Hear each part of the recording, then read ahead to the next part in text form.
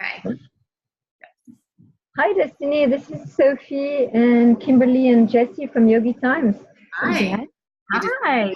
Good to see all three of you.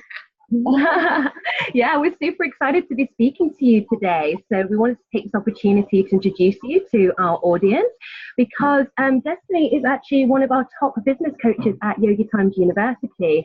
And she's pretty much been our go-to coach for anything to do with online marketing. So Destinee specifically helps yoga teachers, healers, coaches, anybody with a spiritual business take their local offline business and launch their idea, their wisdom, their teachings into the online space. And she does it with her proven roadmap to help them do it successfully. So we're excited to be delving a little bit deeper with Destinee today to uncover what exactly are these marketing tactics and if she can share some more wisdom with us. So does that sound good to you, Destinee? Yes, great. And I think I need to borrow some of that wording because it sounds really good when you say it. Natural. So have you got a question for Destinee? Yeah, tell us a bit about yourself, your background, and yeah. Yes, so I'm based out of San Francisco, and I've been here for a long time, I guess 20 years now. So I spent 15 of those years working at Silicon Valley companies, running marketing campaigns. I was doing social media back in 2007, before Facebook was even Facebook. And I remember running these viral campaigns for Sephora Beauty Insider before they launched in the stores. So I've been doing digital marketing for a long time, and I've seen how the space has evolved and how the space is innovative. And back in the days, just even accepting online payments was such a pain. But now with companies like Stripe and how PayPal has evolved, like the whole industry has just really gotten to a place where it's accessible and possible. So I've been a digital marketer for a long time. And as the space has evolved, and me being in the wellness yoga space just as long, I've done a lot of healing work and a lot of energy work and crystals and yoga meditation. Also for the last 20 years, my husband and I have been really deep in the transformational space. 4.5 years ago, I left and I decided to merge the two worlds between transformation healing and digital marketing. The world's also ready because online education has arrived at the point where people are ready to receive this type of content and technology, and the market has really evolved to a place. So that's why we're having this conversation today. And I've devoted now the last 4.5 years to working with yoga teachers and a lot of wellness experts with launching online schools and platforms so that they can help more people and work from anywhere. Yes. Beautiful. So what inspired you to go from the corporate to the spiritual realm? Well, it's interesting, right? Because when you're doing a lot of the yoga and a lot of the healing work, it really forces you to get honest with yourself. And so at some point you can't really hide. And even though that world was doing really, really well, and I was walking away from a fruitful career and one that I worked really hard to get to that point, once it forces you to be honest, I knew that there was something missing, and I knew that I wanted to be an entrepreneur, and I knew I wanted to do something in this space. I didn't quite know what exactly at that time, but I did do enough work where it prompted me to make the leap. And my husband was really supportive, and so far it's worked out really well. I've worked with some really, really amazing, incredible teachers, including a lot of yogis, and they're helping and just touching thousands of people that otherwise wouldn't have been possible. And so that's what grounds me, when I wake up and I'm looking at what's being created. Wow. Yes, very nice.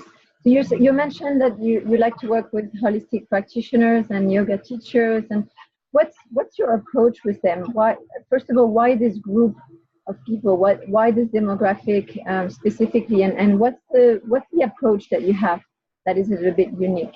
Yes, that's a good question. So one, I love the space. It's yoga, meditation. I work with my healer actually 5 times a week. Sometimes I'm hesitant to say that, but I'm very much in this work, and I really believe and I embody this, or I do my best to embody it on a day-to-day basis between being a parent and a wife and a friend and all of that. And 2, my approach is grounded very much in modern marketing, and my background is in marketing technology. And so what we believe in is really proper nurturing, so really building a genuine relationship and and a connection with your people instead of just sending out all these massive emails and doing segmentation. We were talking to parts of your email list and not always selling to them all the time, because that's not a good user experience, right? And so you're nurturing and really deepening that community for 2, 3, 4 months, and then you're inviting them into this container that you have set up. That's a very different experience. And so we're doing marketing with the user experience in mind, and not just trying to send that additional email to see who's going to respond. So I do make nurturing a core part of my strategy. Astrologers that I worked with, when they look at my chart, they think my chart explains the whole thing. But I like to believe it's a very genuine, and it comes from a very open space. Yeah, very, very nice to hear that. Would you say, Destinee, that maybe also you're then taking on the role of a healer in some ways, because you're helping people come to their place of authenticity with the real message that they want to share, instead of really trying hard to market themselves? Instead of that, maybe being more grounded, being more clear on what they want, and then from that place sharing instead of selling. Would that be what you would be doing? Yes, I believe so.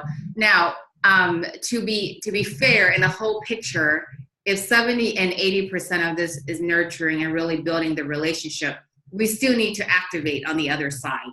And so sometimes I believe that we tell our myth that, well, we don't need to sell. Well, we're not selling, but we still need to do the masculine, inviting, and the assertive side that sometimes we shy away from, especially I see often with yogis and healers, where we tend to be more sensitive. We're afraid to charge what we're worth. We're afraid to ask for that. So to your point, absolutely, yes. And we also need to ask. Great. Yes. It's fantastic, and I think it's a great way also to demystify the spirituality with also the abundance, the financial abundance myth, where if you're spiritual, you're not necessarily in an abundant life or a luxury life, or I think both can be mixed. The spirituality, the inner world that doesn't stop you from enjoying the beauty of this planet and all the great things that goes with it, all the perks, right? Yes. And I believe that so much. So we'll see how the world evolves. But I absolutely believe you can be a prosperous healer, and that there is a shift in how we think about that profession, and becoming more professionalized in this space that I think is called for, and hopefully we choose to step into it. Yes. Would you mind sharing one piece of advice for anybody that is feeling a bit afraid or fearful of charging what they're worth, or afraid of putting their price out there? What one piece of advice would you offer?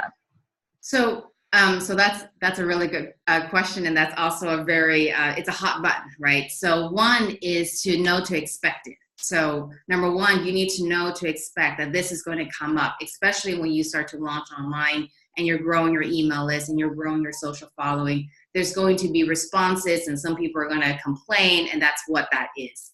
I remember I had this one launch where we put out a $2,000 product in a very unique industry, and we immediately had a lot of backlash, and that ended up turning into a $500,000 launch. So I'm speaking in numbers because it's real, but also to know to expect it.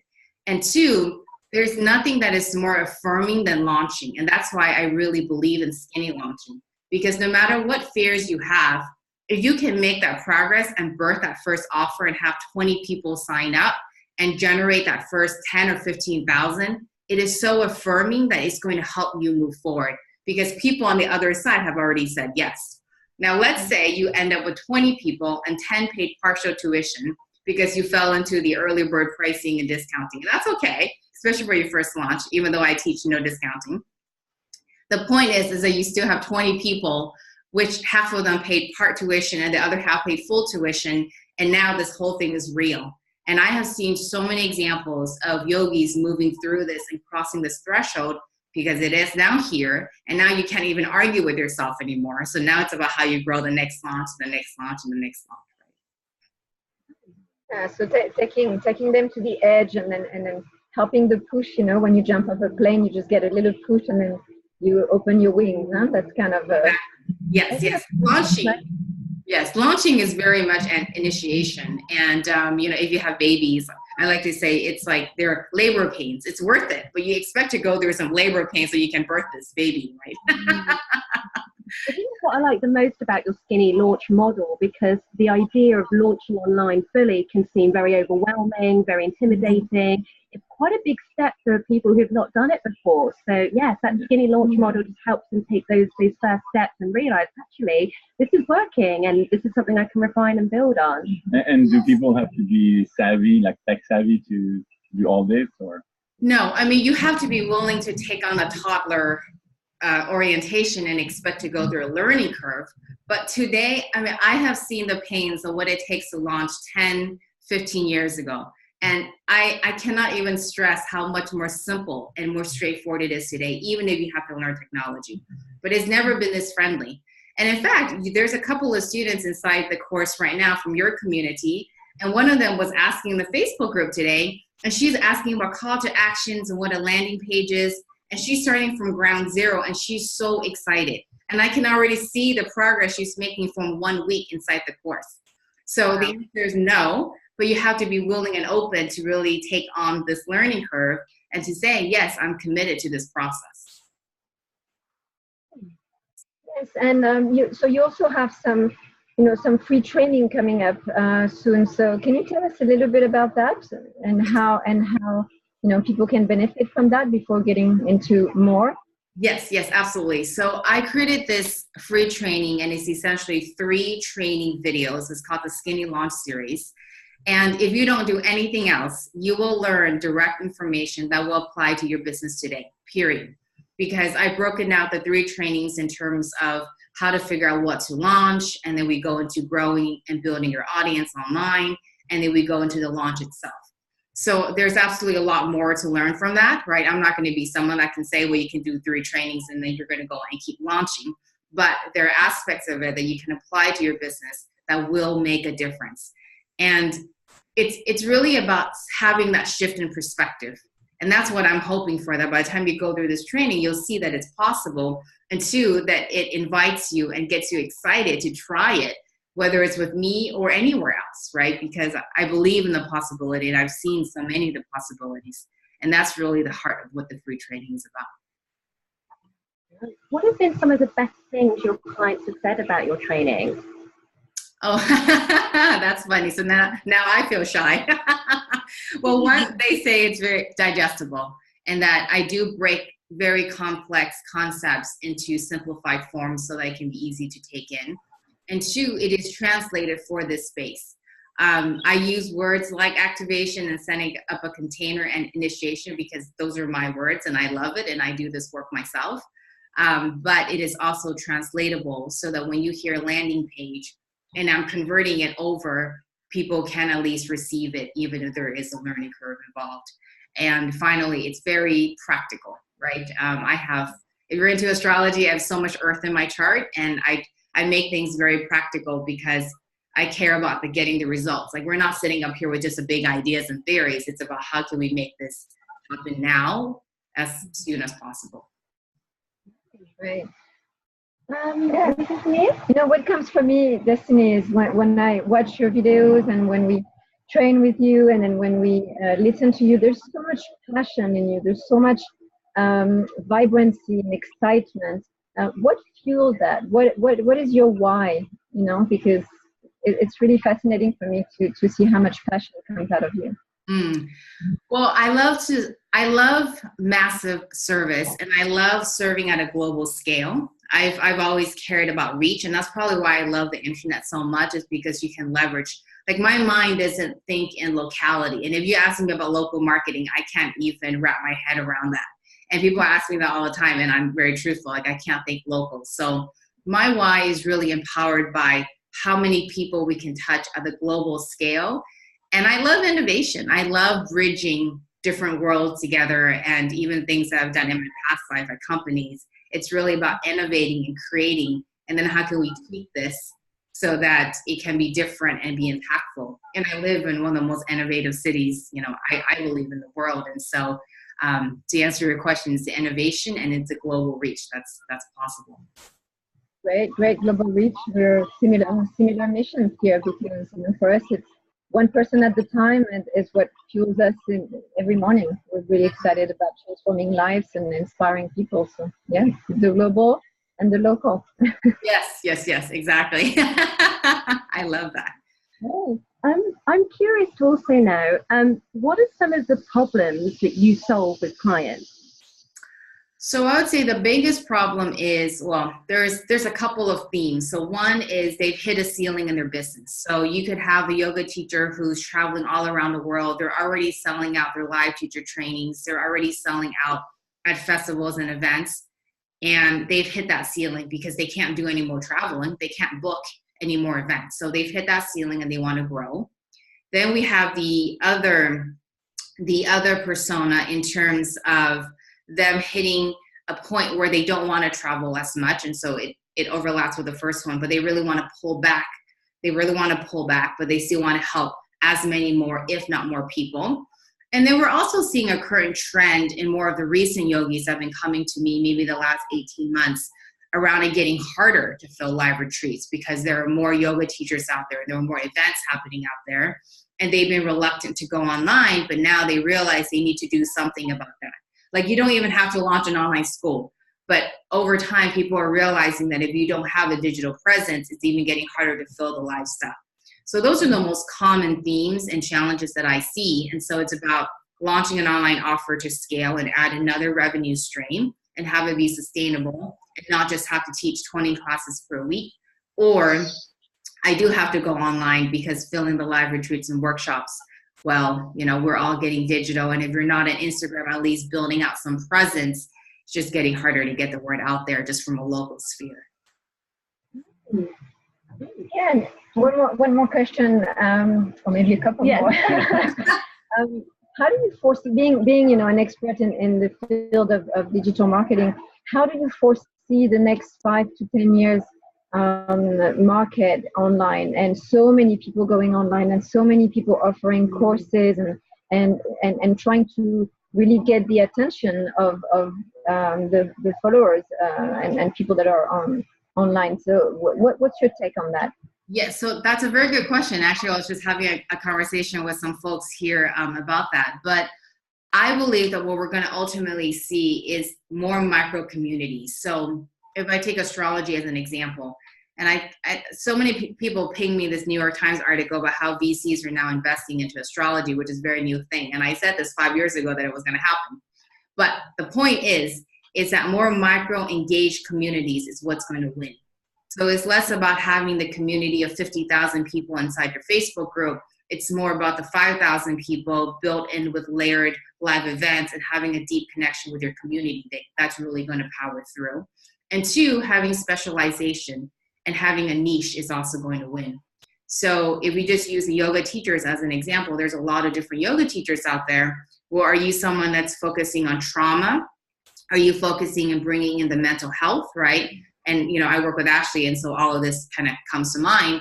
But you really want to have a specialization that's going to really have you stand out in a crowded marketplace. I don't think a crowded marketplace is actually a bad thing. It actually expands the marketplace, but you have to be responsible for your uniqueness and your differentiation and the clarity of what is it that you're doing, and then building the micro communities. Yes, absolutely. And actually, you mentioned Ashley Turner. She's a great friend of ours from back in Los Angeles. Oh, and, great. Yes, from 18 years ago. So wow. It's been interesting for us because we've been in this industry for all those years. It's been interesting to see Ashley's journey and where she was already a very successful yoga teacher and psychotherapist, and how on working with you, it really expanded her reach and really made her position herself as an expert in that niche market. So it's been really amazing to see that level of success for her, from a friend perspective. Really beautiful.